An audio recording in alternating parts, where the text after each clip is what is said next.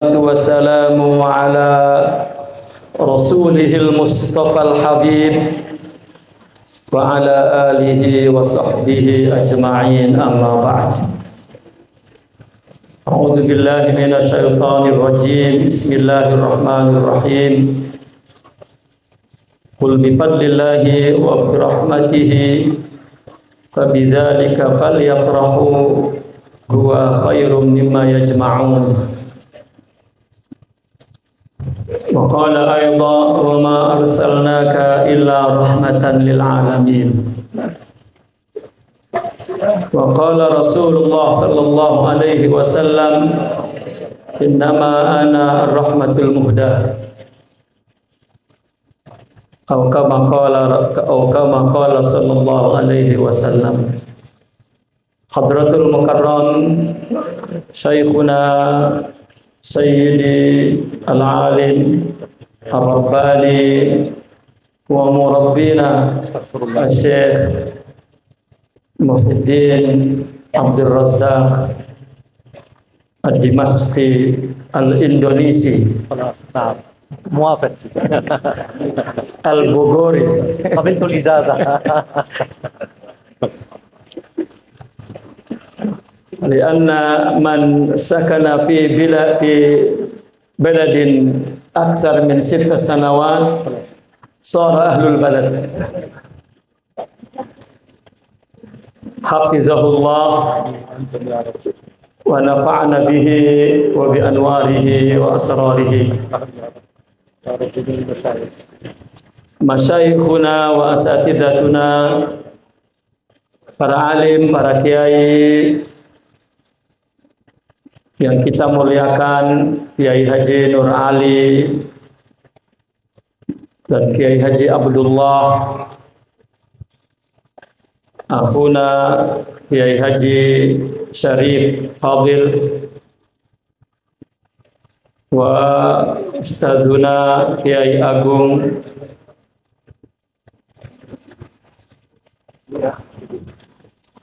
wa Ustadzuna Al-Ustadz Ahmad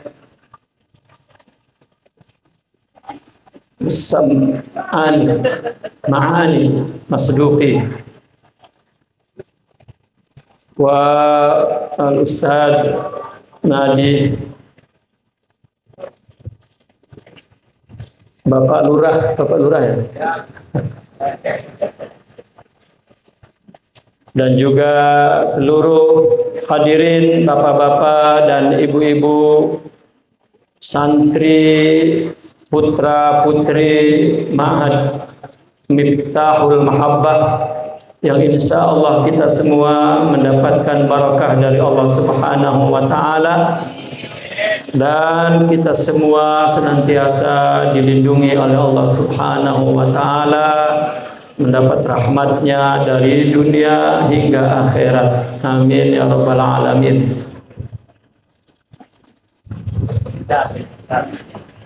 Banyak yang ingin saya sampaikan. Dari tadi saya berpikir materi apa ya, karena banyak sekali yang ingin disampaikan. Saking banyaknya bingung ya, apa yang disampaikan. Namun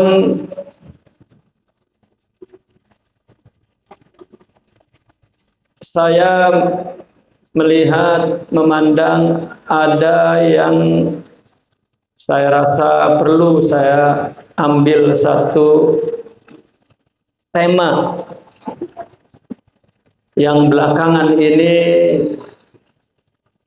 katakanlah 1 tahun ini, di mana-mana tempat saya sampaikan tema ini. Setelah saya mengetahui bahwa banyak kaum muslimin salah memahami tema apa yang ingin saya sampaikan pada malam ini. Tema itu kita kenal, kita sering dengar, kita tahu. Mungkin kita pengamalnya, atau mereka yang tidak mengamalkan, bukan mungkin sangat tahu, yaitu tentang apa yang disebut at-thariqah, yaitu tarikat, atau kita tarikat.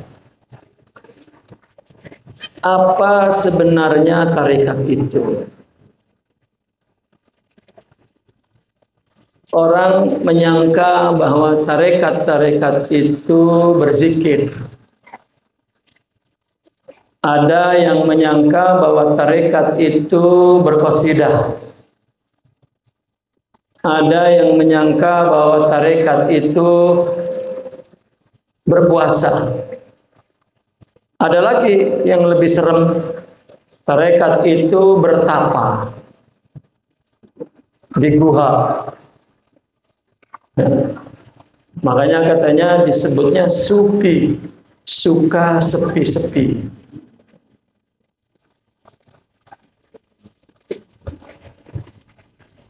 Dulu dan sampai akhir-akhir ini saya tidak menyangka kalau orang tidak mengerti sebetulnya apa itu tarikat. Kalau dari orang yang tidak mengamalkan, saya nggak pikirin. Mau ngerti, mau kagak, bodoh amat. Ada orang mengatakan begini, tarikat itu maknanya cara. Jadi tidak mesti, dan cara itu banyak. Enggak melulu apa yang disebut ada tarekat Qadiriyah, Saziliyah. Ya kita ngaji tarekat, baca selawat tarekat, gitu. Puasa tarekat. Jadi jalan itu banyak, bapak-bapak dan ibu-ibu sekalian. Saya pastikan orang itu tidak paham tarekat. Siapapun orangnya. Meskipun pimpinan ulama misalnya, berarti dia tidak paham. Maka sering saya mendengar itu, saya tidak peduli. Karena pasti dia tidak paham, ya sudah. Dan setelah tahu memang bukan ahli tarekat, ya udah. Ya. Kami dididik untuk tidak suka berikhtilaf, beradu pendapat gitu. Kalau ikhtilaf ya berbeda, kalau berbeda mah ya berbeda. Tetapi berjidal, apalagi perkara yang nggak ada faedahnya, ya, ngomong ngalor ngidul nggak ada faedahnya, ya, min fudulil kalam, dari omongan yang lebih nggak ada faedahnya. Nah, orang yang ngomongnya lebih, apalagi debat sesuatu yang nggak ada faedahnya, itu min amrodin nufus, itu masih sakit jiwanya. Karena ngomong adalah bagian dari keinginan syahwat. Namun ternyata pengamal tarekat tidak ngerti tarekat. Nah, di situ saya baru kaget. Ya. Bagaimana ceritanya? Dia mengamalkannya nggak tanggung-tanggung, udah belasan tahun, puluhan tahun, ternyata tidak paham. Bahkan udah turun-temurun. Ya, dari engkongnya, anaknya, cucunya, buyutnya bertarekat tetapi tidak paham. Ya, engkongnya mungkin paham. Ini maksud saya ada generasi sekarang kalau bertarekat berarti kan dari generasi sebelumnya dan dari generasi sebelumnya, karena dia bersambung. Nah kalau yang sekarang nggak paham, ya saya anggap banyak problem dan banyak sebabnya. Saya nggak ngebahas sebabnya. Cuman yang ingin saya fokus, ya saya ingin menjelaskan tentang apa itu tarikat. Bapak-bapak dan ibu-ibu, begini, kita mengenal ilmu agama itu yang fardu ain itu ada 3. Akidah, ibadah, dan akhlak. Akidah adalah ilmu tauhid, ibadah ilmu fikih, akhlak ilmu tasawuf. Nah, ibadah dalilnya Islam. Ketika Nabi ditanya akhbirni anil Islam, Nabi jawab, Nabi ditanya ceritain Islam itu apa? Nabi jawab rukun Islam yang 5 itu kan ibadah itu. Akhbirni anil iman, ceritain kepada saya iman itu apa? Nabi menjawab rukun iman yang 6. Nah, ketika Nabi mengatakan akhbirni anil ihsan, dan ihsan ini bapak-bapak dalil tasawuf. Ya, seperti fikih, semua yang ada dalam rukun Islam dibahas oleh fikih. Tauhid, semua yang ada dalam rukun iman dibahas dalam ilmu tauhid. Dan ihsan itulah dalil tasawuf. Kita berhenti di ihsan. Nabi ketika ditanya apa itu ihsan, Nabi menjawabnya anta Buddha, ibadah. Ketika tak ditanya ketika ditanya Islam, Nabi nggak ada redaksi ibadah, itu nggak ada. Cuma Nabi sebutkan bahwa Islam itu kamu bersahadat, kamu sholat, kamu puasa, dan seterusnya. Ketika ditanya iman, kamu percaya kepada Allah, dan ketika ditanya ihsan, Nabi menjawabnya anta Buddha. Nah, maka yang terbersit dalam pikiran kita bahwa tasawuf itu adalah amal, adalah ibadah. Nabi memberitahu caranya. Ka'annaka tarahu, caranya engkau menyaksikan Allah, syuhudul ilah. Nah, Allah itu kan gaib mutlak, enggak kelihatan sama indra, berarti dia adalah tujuan. Mata hati yang melihat. Cuman mata hati kita gelap. Banyak dosa, bodoh, salah paham, dosa melulu, ya, dan lain sebagainya. Dan Nabi pun mengatakan begini, anta budallaha ka'annaka tarahu. Kata Nabi ditanya, ihsan itu apa? Nah, ihsan ini dalilnya tasawuf. Seolah-olah tasawuf itu apa? Anta budallah, kamu ibadahnya ka'annaka tarahu. Kamu seolahkan dalam ibadah itu yang kau lihat Allah. Kita sembahyang ke batu Ka'bah, kita hatinya ke Allah. Kita puasa, nggak makan, nggak minum, hatinya ke Allah. Kita ngasih sedekah sama orang, ngasihnya ke Allah hatinya. Itu. Ternyata itu memerlukan hati yang bersih. Hati yang sempurna, penuh dengan cahaya kebaikan. Nah, maka kata Nabi begini, fa in lam takun tarahu fa innahu yarak. Kalau kamu tidak melihat Allah, Allah melihatmu. Nah, di sini kita disuruh berpikir. Karena hati enggak, ya kudu pakai pikiran. Apa maksudnya kalau engkau tidak melihat Allah, tapi Allah melihatmu? Coba sekarang, karena kamu belum melihat Allah, belum menyaksikan Allah, maka jadikan Allah yang mengontrolmu.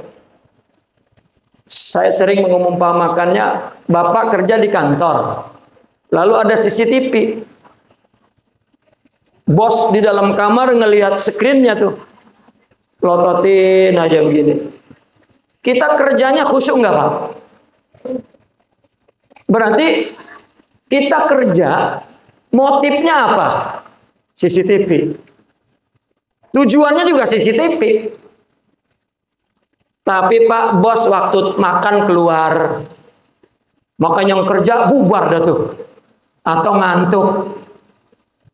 Allah nggak makan dan nggak tidur. Nah maka ulama menyebut yang ibadahnya menyaksikan Allah namanya musyahadah. Nah kalau belum musyahadah, jadikan Allah sebagai muraqib. Itu muraqabah. Dua arah yang menjadikan Allah tujuan. Allah pasti melihat, Allah pasti hadir, kitanya gaib hatinya. Maka pikiran kita itu menjadikan Allah itu motif dan tujuan ibadah. Disebut muraqabah. Nah, ini Pak, ulama memberi istilah lain. Muraqabah itulah at-tariqah. Musyahadah itulah al-haqiqah. Maka tasawuf punya dua makna. Makna yang pertama tarikat. Itu juga disebut tasawuf. Makna yang kedua hakikat. Itu juga tasawuf. Yang sebenarnya orang yang disebut sufinya seperti fikih yang disebut fakihnya itu yang alim. Kalau yang masih belajar mutafaqih. Nah, yang syuhudnya itu sufi. Yang lagi mulai muraqabah berada di tarekat itu mutasawwif.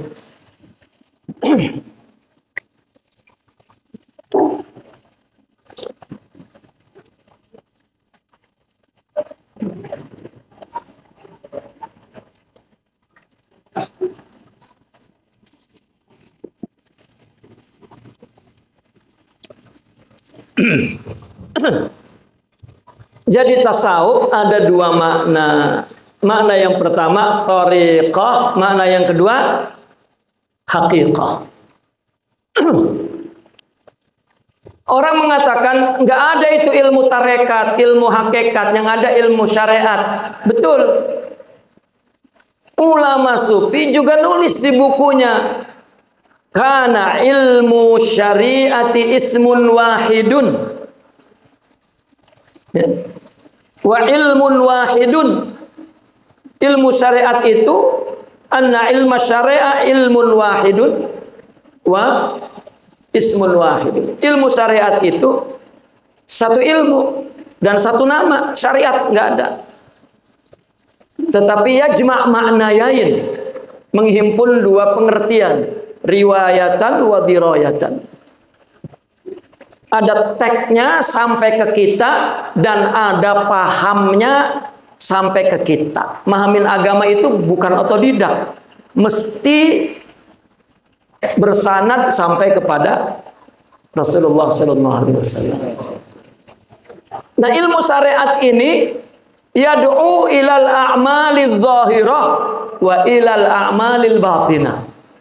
Ilmu syariat ini menyuruh mengamalkan amal yang zahir dan amal yang batin. Nah, baru di situ mulai ada zahir, ada batin. Amal zahir salat puasa tuh. Amal batin salatnya khusyuk, puasanya sabar, memberinya ikhlas. Ya. Dan bahkan melakukannya juga dengan sabar. Kalau dikasih musibah ridho. Allah perintah itu. Dan jangan sombong, jangan buruk sangka. Ini adalah amal batin. Nah, kemudian di zaman sahabat orang mengambil agama dari Nabi. Mereka mendapat Agama itu sesuatu yang menyinari pikirannya dan juga yang mencerahkan hatinya. Dua-duanya dari Nabi. Begitu juga setelah sahabat ya, mengambil agama itu dua-duanya, zahiran wa batinan. Ilmu dulu nggak ada, ilmu fikih ilmu fikih, ilmu akidah nggak ada. Lama-lama menjadi ilmu sendiri-sendiri. Akhirnya orang ngaji fikih doang terus beramal. Berhenti di situ, nggak ngaji tasawuf. Nah, sama juga nahu sama balagoh. Dulu nggak ada, itu nggak terpisah. Begitu terpisah, orang ngaji nahu doang berhenti. Nggak sampai ke balagoh, maka banyak makna yang nggak paham. Nah, mulailah di sini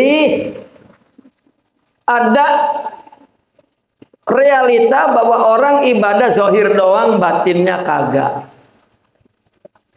Syariat doang, hakikat syariatnya enggak. Nah, mula orang bicara hakikat. Dulu nggak ada istilah itu. Karena amal itu, Pak, ada dua.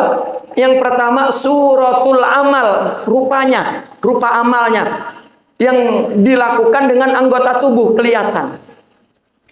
Tapi yang kedua ada hakikatul amal. Itu nggak kelihatan di sini. Maka dikatakan bahwa amal itu abstrak, nggak kelihatan. Dan kita jangan bergantung kepada, kalau kita beramal, jangan bergantung kepada bilangannya, kuantitasnya, tapi kualitasnya. Karena Nabi pun pakai innamal a'malu binniyat.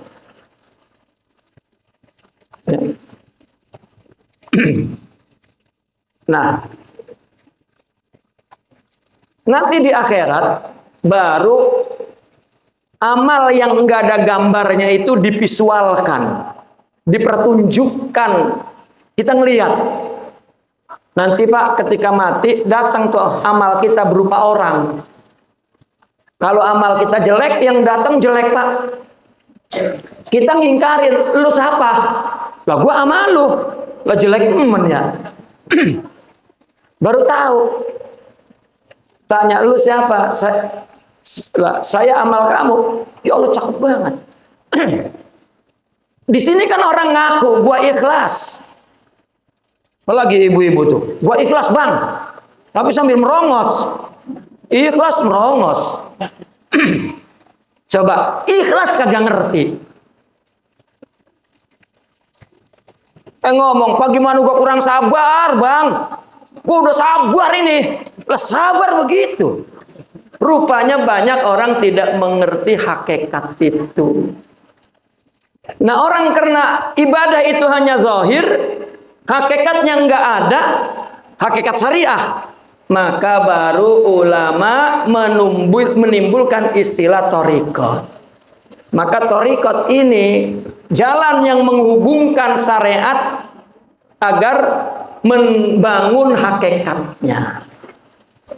Jadi orang mula-mula ngaji, ya ilmu tuh, ya, dia perlu tarbiyah, perlu agar dia punya hakikat syariat di dalam dirinya, yaitu dengan tarikat.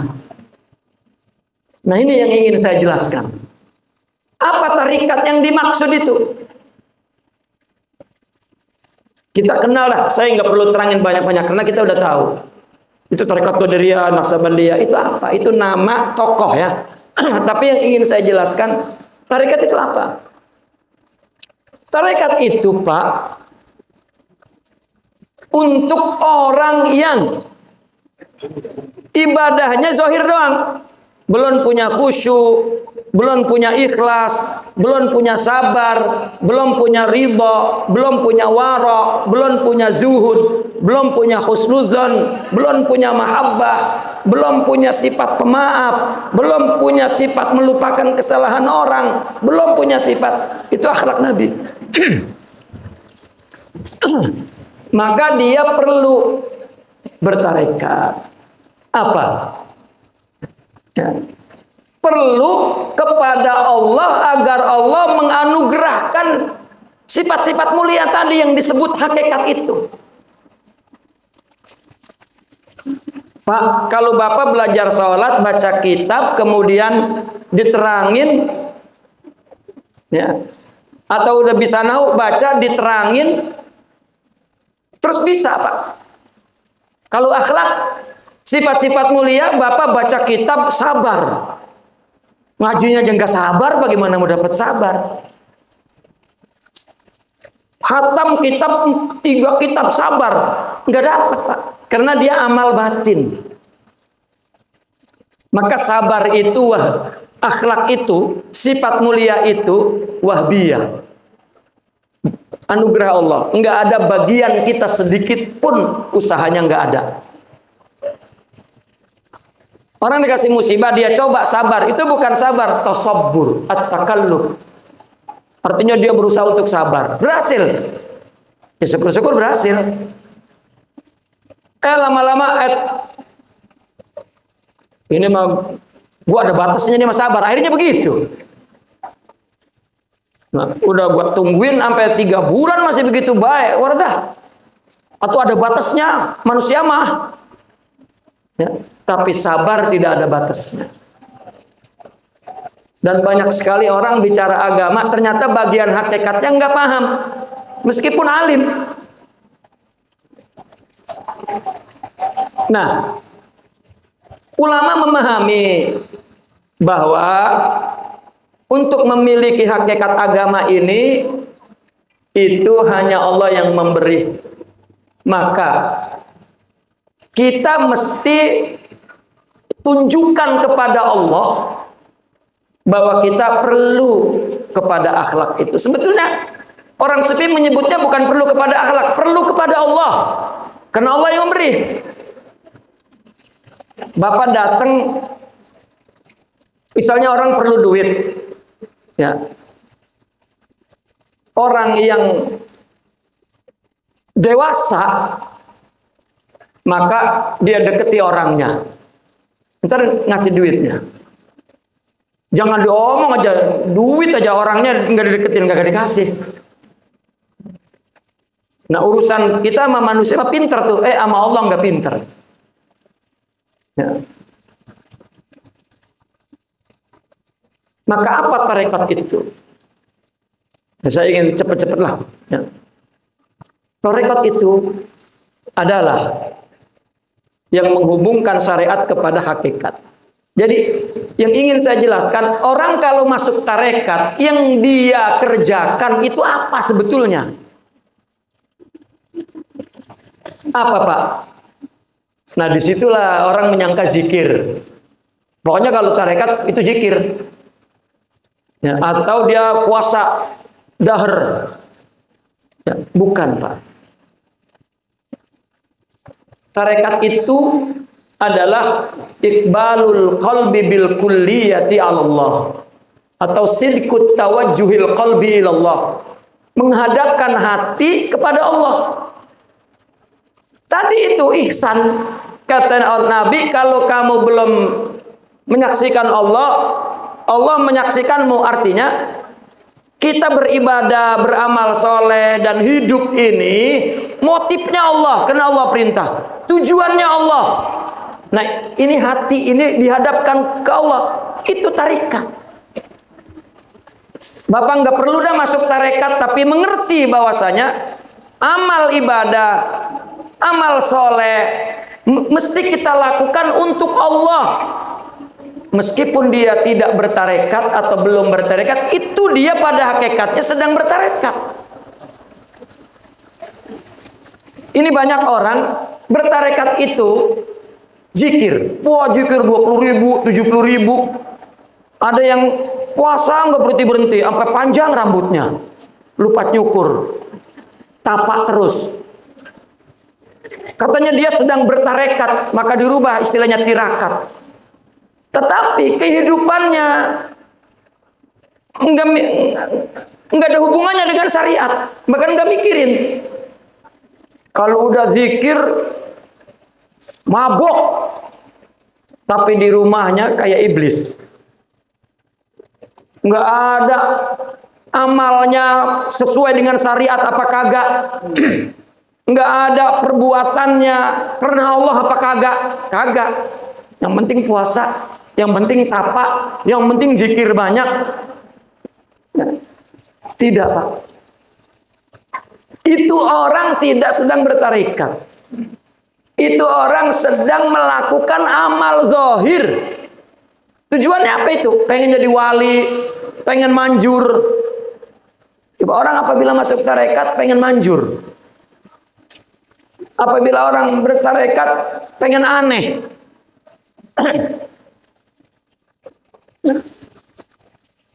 Banyak. Tampilan orang-orang sufi itu aneh. Kalau nggak aneh, wah ini kurang hebat, nggak aneh. Meskipun anehnya menyalahi syariat. Wah ini baru wali nih, kena menyalahi syariat. Yang kita kagak paham, hanya dia yang paham. Ya orang gila dianya, nah dia doang yang paham. Tidak, Pak. Jadi ketika orang bertarekat adalah orang yang sedang membetulkan hatinya, muraqabah tadi, agar motif hidupnya, motif amalnya, motif ibadahnya untuk Allah saja. Apabila dia melakukan untuk Allah, maka Allah akan memberikan cahaya ke dalam hatinya, bukan sekedar pahala. Makanya orang sufi ngomongnya begini, kamu ibadah jangan karena ingin diberi oleh Allah. Coba bapak-bapak nih datang ke majlis zikir. Karena yang mimpin zikirnya begini, kalau zikir insya Allah yang bisnis, yang punya utang cepat. Banyak itu Pak yang zikir tuh. Ya nggak apa-apa, itu betul. Ini saya sedang bicara bahwa dia tidak sedang bertarekat, itu maksud saya. Ya. Bahkan nama majelisnya Majelis Al-Qadiri Anak Sabandi, karena zikirnya zikir tarekat itu. Ada orang yang datang kepada saya begini, Kiai, kalau begitu orang Nusantara ini semuanya bertarekat pada hakikatnya ya? Lah emang apa? Mereka itu semua pada berzikir, ya, membaca wirid-wirid orang sufi. Berarti kan dia bertarekat. Di situ Pak saya kagetnya. Hah? Jadi orang memahami bahwa tarekat itu zikir. Ya Allah. Ya. Kalau zikir dibaca untuk tujuan tertentu, Pak Borok, jangankan zikir yang gubahan para wali, Quran aja kalamullah. Kalau dibaca untuk ngemat, itu yang ngabulin setan, Pak. Jin. Itu hitam, ilmunya nggak putih, karena niatnya hitam.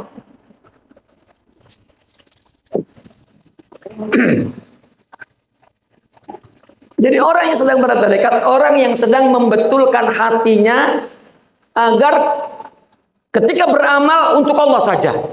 Bahkan kata orang sufi, untuk surga juga jangan. Jangan takut neraka, jangan pengen surga. Itu coba, sakingku penjelasan agar jelas bahwa orang yang bertarekat sedang mentauhidkan, mengifrodkan hatinya untuk Allah.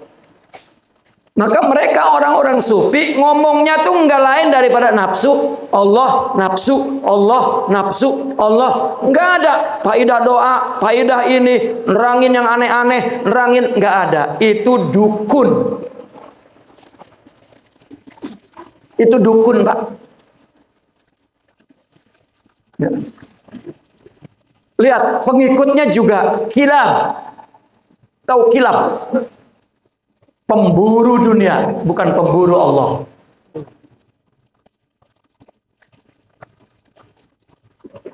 Ya. Ini saya mesti tegaskan tarikat. Dan Ketika orang sedang membetulkan hatinya untuk Allah,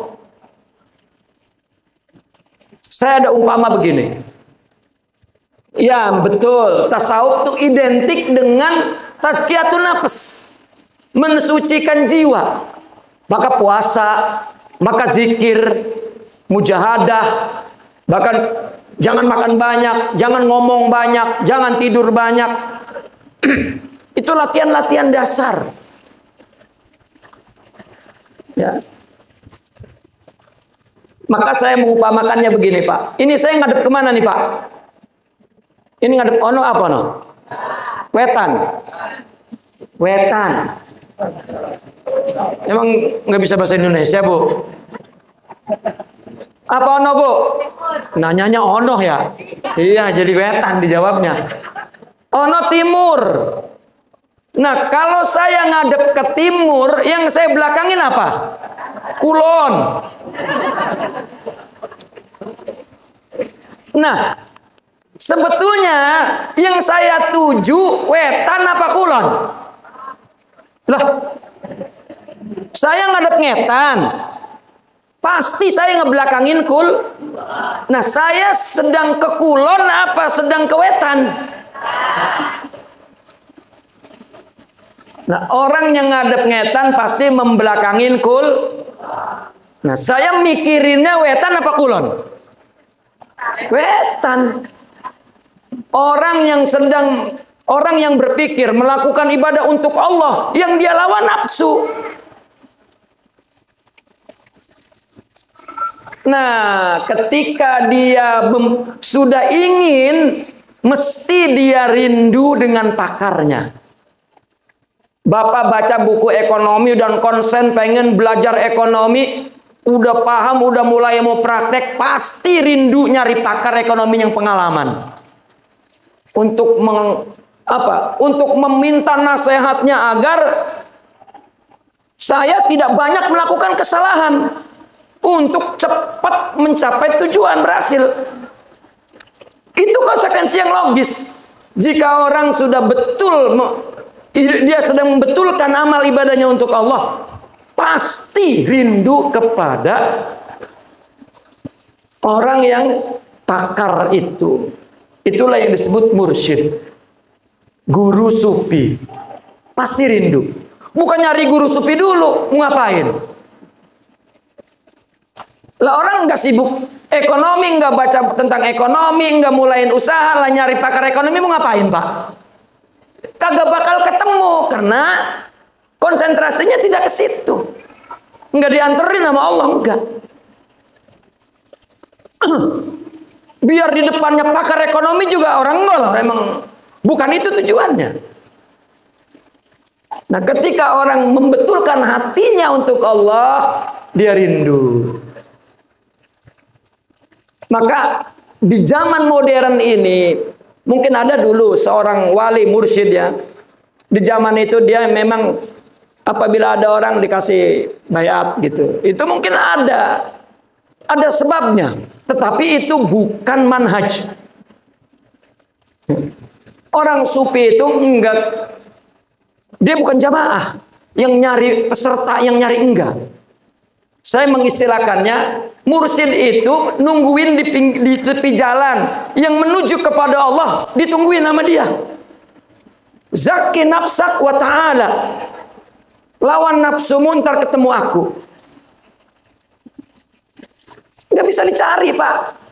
Kecuali orang yang memang jalan situ. Jidda sidqan tajid mursyida. Sidik dulu baru ketemu mursyid. Jadi banyak salah kaprah. Ada orang datang ke saya ngomong gini, dulu guru-guru saya dulu nyuruh saya nyari mursyid kamil. Dapat? Nggak ada kayaknya sekarang, Mak Useng.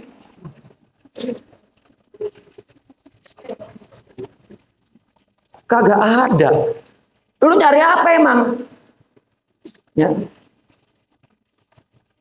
Nggak bakal. Karena nggak ada ciri-cirinya, Pak.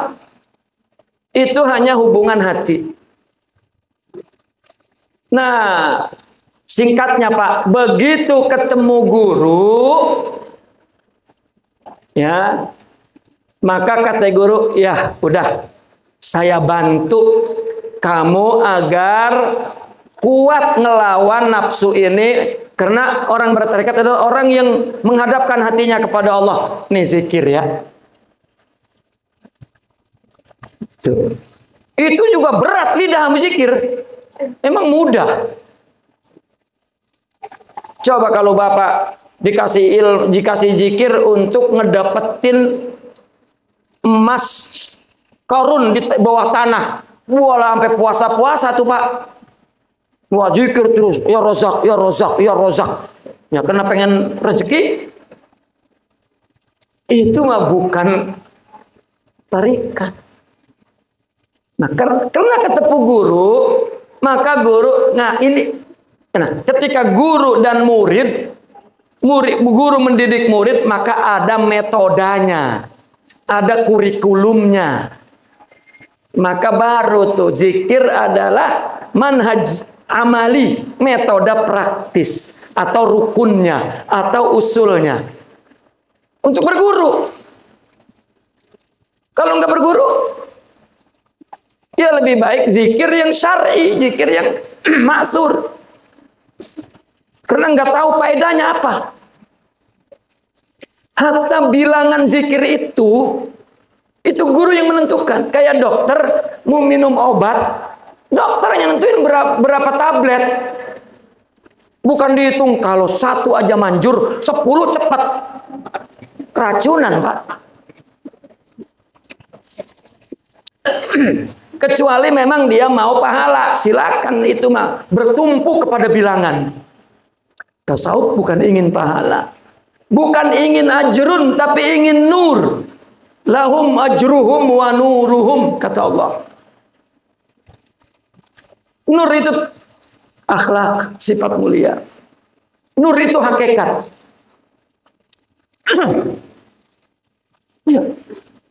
Nah baru kata guru, wah ini udah zikir masih keras baik, sini loh. Wah saya, ya, supaya ngelawan nafsu. Udah puasa masih keras baik, sini khalwah 3 hari loh. Masih keras baik. Ya apain ya? Nah ini baru metode tuh. Nah maka ulama mengatakan begini. Kalau kamu ingin mendapat bimbingan tapi berat untuk mengangkat guru, angkat dia sebagai ikhwah, saudara, sahabat dekat maksudnya. Karena kalau dianggap ukhuwah tidak banyak adab. Karena kalau guru ada adabnya.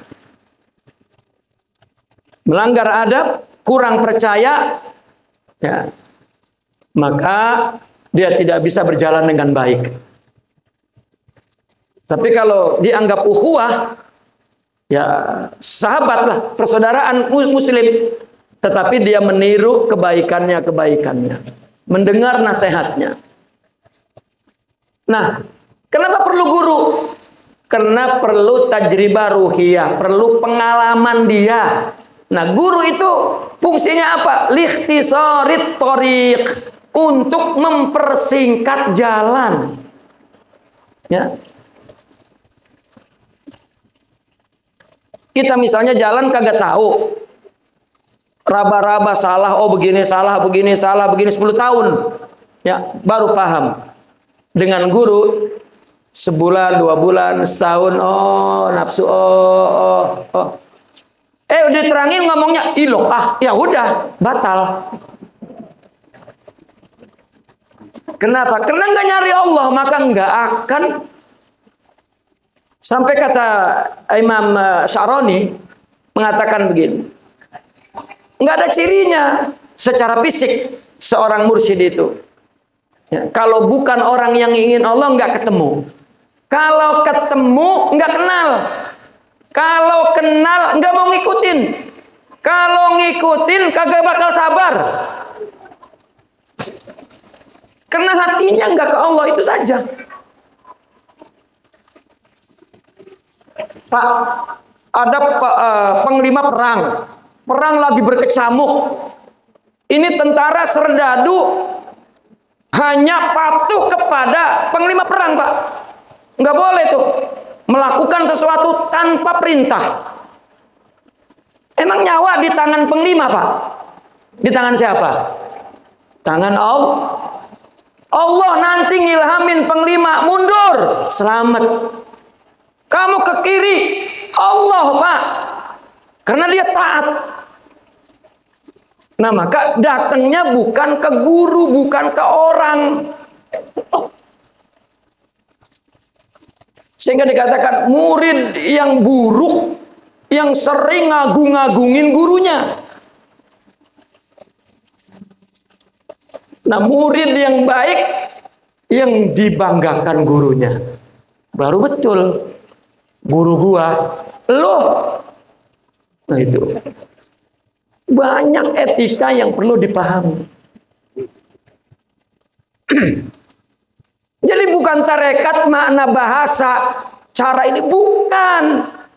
Ini tarekat makna istilahi. Makanya coba lihat definisi ini tarekat yang paling sreg.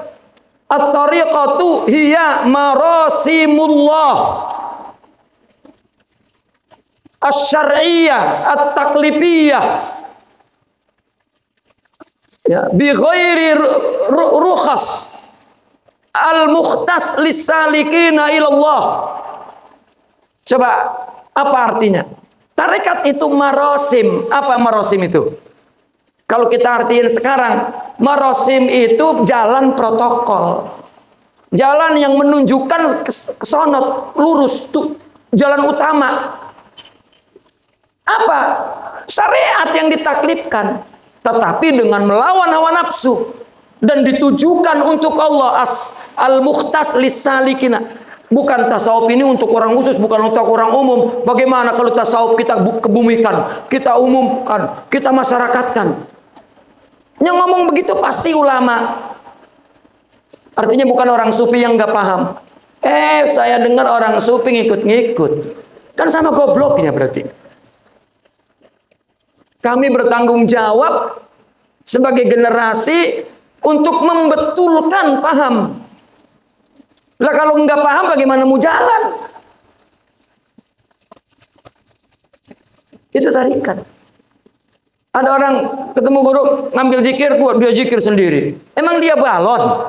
Lagi ngompak sendiri supaya gede jadi wali? Tidak. Wah kalau zikir 20.000 sehari marifat. Bukan dengan zikir. Orang mereka arifin mengatakan ja'atil ma'rifatu baghtah. Kaget dia dapat marifat.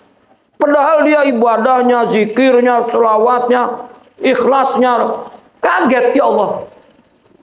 Karena yang dicari bukan marifat. Sehingga apa kata mereka? Ya asiral ibadat, ya asiral mukasyafat, ya asiral ma'rifat, ya asiral anta magrur. Wahai orang yang nyari ibadahnya, nyari makrifat, engkau tawanan makrifat, tawanan kasab, tawanan, engkau tertipu oleh nafsumu. Tarekat itu al-mukhtas lis-salikina ilallah. Apabila orang sudah menyadari bahwa hidup ini untuk Allah, itu dia sedang bertarekat. Meskipun dia udah bertarekat 40 tahun, tapi nggak paham ini dia jalan di tempat. Enggak kemana-mana di situ-situ juga. Itu sebab ya, orang yang bertarekat itu, ya, saya sering ditanya di forum yang enggak ada orang tarekat, apakah kita perlu bertarekat? Ya. Saya tanya dulu, tarekat itu apa? Itu yang suka zikir, yang suka qasidah. Ya, kalau itu nggak perlu, kata saya. Tapi kalau tarekat kamu paham bahwa tarekat itu adalah ibadah untuk Allah, semua muslim perlu. Apakah perlu guru? Dan itu setiap ada pengajian mesti muncul pertanyaan itu. Apakah perlu guru dalam bertarekat? Kata saya, kalau memang kamu betul ibadah untuk Allah, merindukan orang yang punya pengalaman. Maka nasihat ulama, jidda sidqon, benerin tuh hati agar sidik kepada Allah, baru ketemu.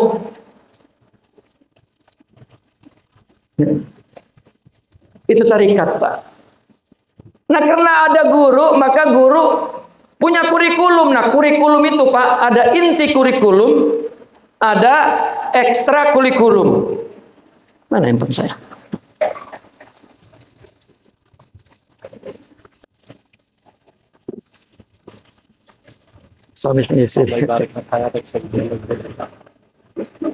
Ada inti kurikulum, ada ekstra kurikulum, ada ekstra.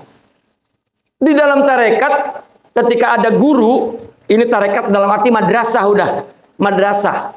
Ada gurunya, ada muridnya. Nah, maka ada manhaj yang utamanya. Apa? Zikir. Betul. Mujahadah. Melawan nafsu. Terus yang ketiga, suhbah. Ini yang suhbah itu berguru maksudnya. Suhbah itu untuk mendengarkan nasihat, untuk mengambil sanad riwayat agama, diroyah agama, dan sanad untuk mengambil pengalaman menjadi guru. Lah orang nggak berguru pengen jadi guru, Firaun, Pak.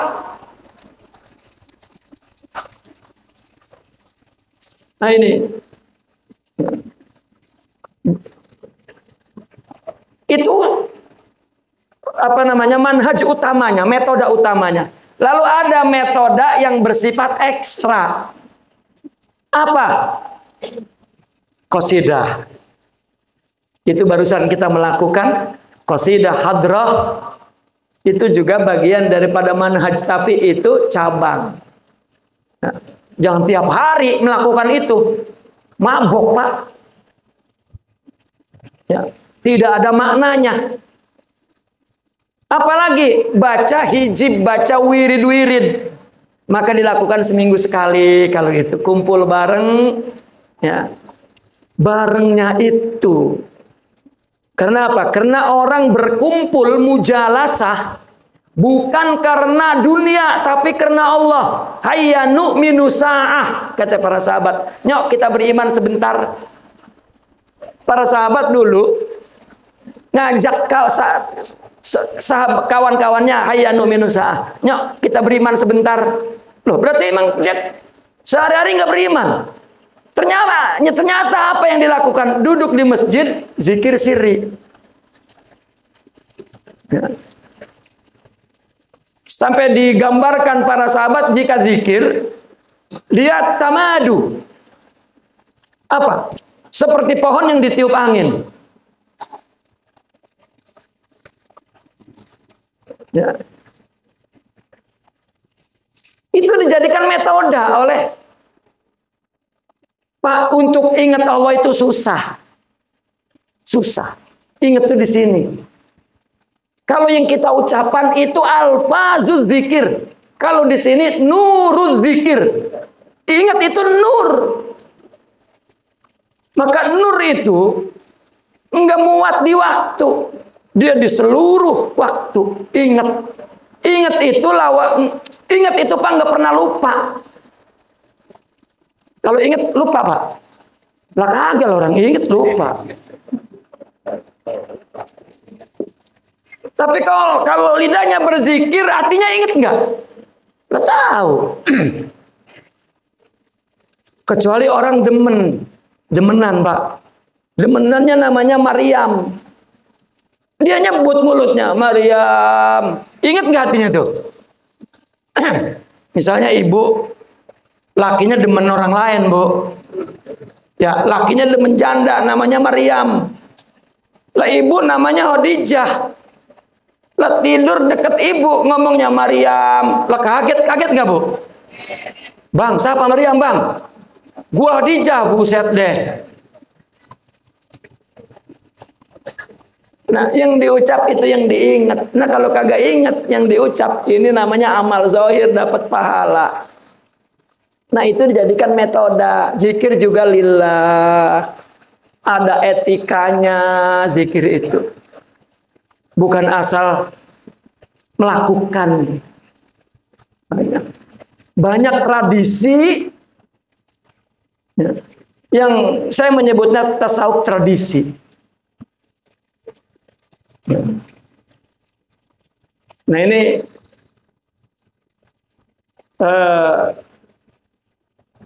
artinya tanggung jawab generasi untuk membetulkan tarekat. Apalagi metode yang bersifat ekstra. Maulid. Maulid itu punya sufi, Pak. Dia menyelenggarakannya seminggu sekali. Ya. Dia diceger dulu tuh, seminggu sekali malam Jumat, habis maghrib sampai isya zikir. Ilallah, la ilaha illallah, la ilaha illallah. Ya. Zikir, ya Latif, ya Latif, ya Latif, ya Latif, ya. Ntar habis isya maulid. Itu metode ekstra. Habis itu mauizah. Jadi ada dua majelis orang sufi punya, majelis zikir dan majelis nasihat. Nah, ketika nasihat itulah itu yang kita perlukan. Mereka akan seperti menabur mutiara. Maka sering saya mendengar begini, wah, saya hadir di majelisnya orang sufi itu. Saya pengen nanya, belum nanya udah dijawab. Tahu baik kasap. Lah tahu dari mana dia kasap? Berarti lu kasap. Bukan, Pak. Orang yang kepengen Allah yang ngasih dimanapun dia duduk. Lah kalau nggak kepengen biar duduk di situ nggak? Nih Bapak nih datang ke sini nggak kepengen, nggak dapat apa-apa. Apa yang dilakukan di sini? Tapi jika semua datang kepada Allah, bukan kepada saya, bukan kepada yang lain, tapi kepada Allah. Allah yang ngasih. Mungkin dari Bapak ngelihat perilaku orang, mungkin dari ucapan orang, bahkan dari qasidah yang dilantunkan, banyak sekali kita dapat nasihat. Terus guru nggak kasar. Guru yang memang bertanggung jawab kepada qulub manusia. Dan murid-muridnya orang yang membawa hati kepada Allah, berharap kepada Allah, maka Allah akan yastantiquh. Allah akan bikin dia bicara dan memberi paham kepada apa yang mereka perlukan. Kalau enggak. Meskipun lagi dijelasin sejelas-jelasnya, tetap nggak nyambung.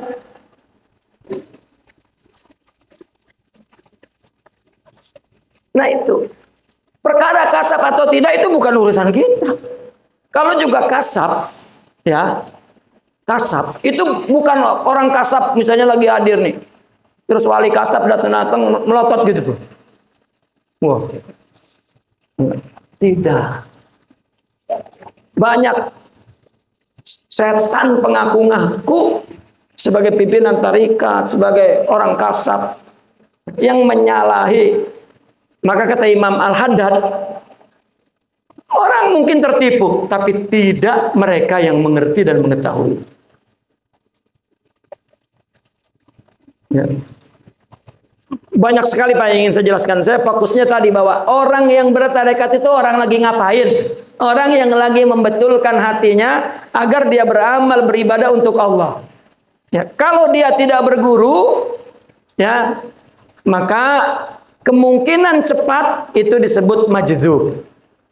Ya, itu Allah punya kehendak. Yang berguru juga Allah yang ngasih, bukan guru. Jadi bukan kayak film Wali Songo di orang yang dia dapat cahaya maka mancar cahaya dari jempol tuh disalurin ke tangan cahaya. Enggak Pak. Kalau memang guru yang nyalurin, yang dapat anaknya Pak, ya, yang dapat anaknya. 101 guru, seorang mursyid wali turun ke anaknya 101 Pak. Bahkan yang paling goblok dari anak mursyid itu anaknya.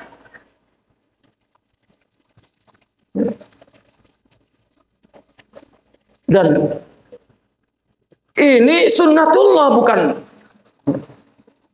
Sunnatullah. Dia ngira, wah, gue mah anak nggak ngapa-ngapain gak dikasih, kagak. Misalnya dia keturunan Syekh Abdul Qadir Al-Jilani misalnya, begitu beranak cerot itu udah bertarekat. Tidak, Pak. Itu pembohong dan pengaku-ngaku. Tidak. Nah, enak amat ada orang alim keluar anaknya tuh alim. Ilmu aja kudu ngaji apalagi ma'rifat. Ya. Bapak-bapak boleh baca cerita para ulama, cerita para wali, baca.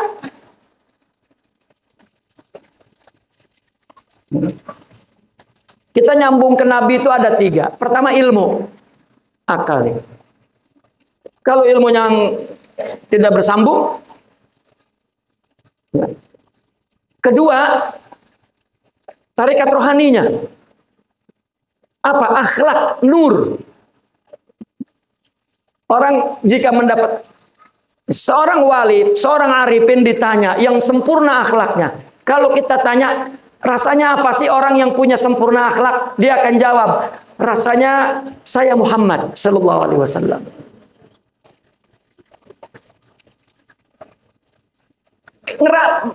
Memahami betul siapa Muhammad dalam arti innama bu'istu li utammim makarimal akhlak. Makanya yang mencintainya, lihat qasidah orang sufi itu memuji Nabi itu, ya Allah, karena dia tahu itu sifat yang Allah berikan, sifat Allah bukan sifat Muhammad sallallahu alaihi wasallam. Mereka memandang Sayyidina Muhammad manusia biasa seperti kita, tapi bukan seperti manusia, rohaninya. Dan itu yang dirasakan. Saya mengumpamakannya itu seperti anak, Pak. Anak laki-laki kita masih kecil. Ngelihat kita diomelin bini, diem ngebagug aja. Kata anak, bapak goblok. Sama perempuan takut. Kalau saya mah jadi bapak, saya gampar itu emak ngomel baik. Kata dia, pas dia ngerasain punya bini, punya anak, baru dah dia ngomelin bini. Iya ya, goblok gua katanya. Pas udah bapaknya jadi bapak dia, baru paham. Siapa yang paham Sayyidina Muhammad sallallahu alaihi wasallam yang mempunyai hakikat Muhammadiyah sallallahu alaihi wasallam. Itu sebab dia berakhlak seperti akhlak itu. Dia sholat seperti sholat dia. Dia puasa seperti, dan itu nggak kelihatan. Yang kelihatan syariat Muhammadnya. Maka torekot adalah, nih Pak, istilah lain torekot, al-istiqomah. Sebelum ada nama tarekat, kita punya nama, punya istilah di Al-Quran dan Hadis, al-istiqomah. Istiqomah itu Pak bukan diam di rumah, nggak kemana-mana, itu mah lumpuh. Atau istrinya satu, itu mah istiqomah. Lah kalau istrinya 3, 4 malah kudu kesono kemari. Ilok nggak istiqomah itu. Itu nama lain daripada tarekat tuh. Apa istiqomah? Istiqomah itu menjadikan ibadah itu iqamatan lillah, lurus tegak untuk Allah. Ihdinas siratal mustaqim. Ada nama lainnya sebelum ada tarekat, ada al-ittiba'ul kamil. Itu ngomong semua orang bahwa ngikutin Nabi harus sempurna. Berarti zahir dan batinnya, syariatnya dan hakikatnya. Ada lagi, apa namanya tarekat itu? Ada ad-dinul khalis. Agama yang murni adalah agama yang dilakukan untuk Allah. Ala lahud dinul khalis. Dan banyak lagi istilah itu. Namun karena istilah ini dipakai bareng-bareng, karena ini udah satu menjadi sebuah ilmu, maka dibuat istilah-istilah. Orang enak aja ngomong tarekat itu adalah maknanya jalan. Kalau tarekat maknanya jalan, mana Pak? Ada. Tarekat mencuri yang baik. Tarekat wah iya. Makanya ada definisinya. Ya. Itu tarekat. Maulid, haul. Haul itu media. Seorang mursyid guru kepada murid. Lah orang kalau mau haul bapaknya silakan. Mau haul kangkongnya ya silakan bareng-bareng. Tapi ketika ada mursyid, maka haul itu haul ruhaninya. Bapak-bapak dan ibu-ibu,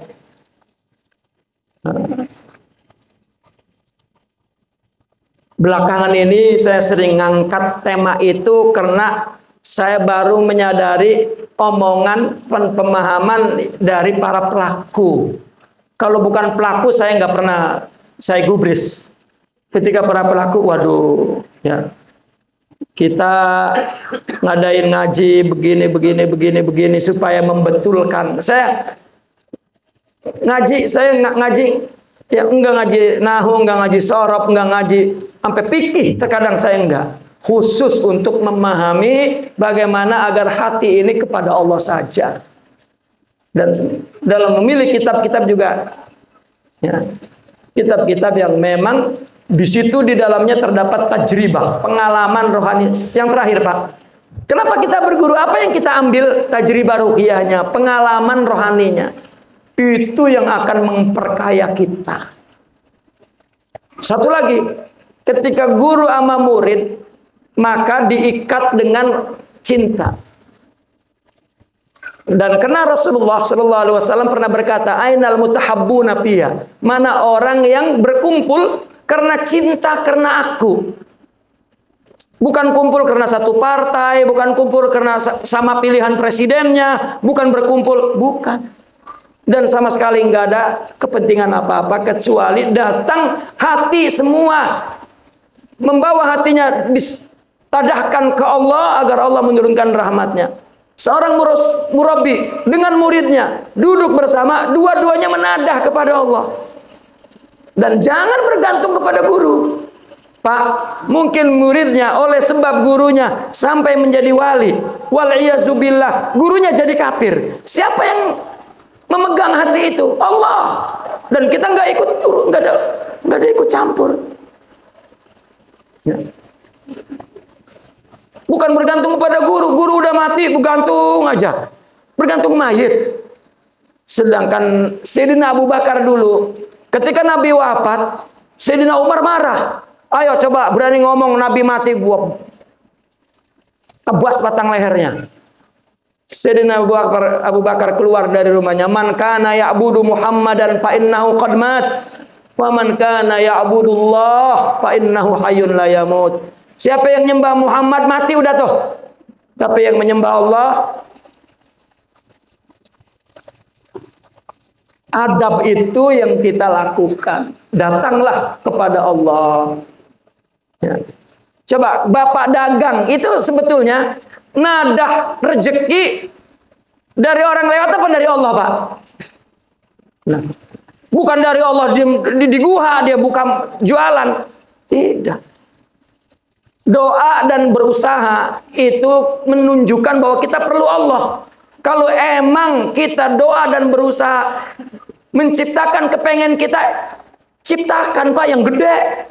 Lah kenapa jadi untungnya dikit? Kalau emang kepengen kita.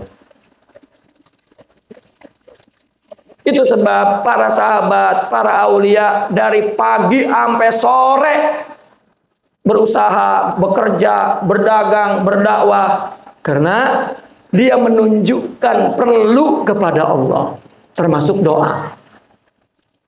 Ya. Nah ini adab-adab yang banyak sekali dalam tarekat yang perlu kita pahami. Jadi qasidah, hadra, maulid itu mereka menyebutnya litasliyatil arwah, hiburan. Dikira orang sufi zikir mulu, tapak mulu, apa, mukanya merengut, nggak ada nyanyi, nggak ada lah, Pak. Ya. Kami juga perlu bernyanyi, tapi nyanyinya bukan nyanyi Rhoma Irama, bukan nyanyi Elvi Sukaisi. Ya, itu nyanyian zaman dulu ya. Zaman sekarang siapa ya? Ya. Tapi nyanyinya menyenandungkan pujian Nabi, pujian kepada Allah dan nasihat-nasihat para aulia tentang berjalan kepada Allah. Ya, ada waktu itu kita bagi untuk nafsu tuh. Nafsu juga kudu kita bagi tapi makanannya bukan yang haram. Tetap khusyuk, hudur, dan ada adabnya. Baiklah, saya tidak ingin lama-lama. Ya, nanti kita dengar juga dari ya, guru kita, ya, Syekh Muhyiddin. Saya nggak nyangka bahwa saya mau ngucapin itu, Pak. Ya. Saya macam-macam tadi ada, saya mau baca mau nyampaikan tentang nikmat Allah, mau nyampaikan tentang rahmat Allah, mau nyampaikan tentang banyak banget. Sampai sini, ya, itu yang Allah kasih. Ya, semoga kita dapat memahami dengan baik dan Allah mudahkan pemahaman ini dan kita dapat melakukan amal ini, ya, bagi yang melakukannya dengan amal yang baik sesuai dengan manhaj yang baik. Aku li qauli hadza wa astaghfirullah li wa lakum. Assalamualaikum warahmatullahi wabarakatuh. Allah yajibur bi khatir. Allah yakrimka.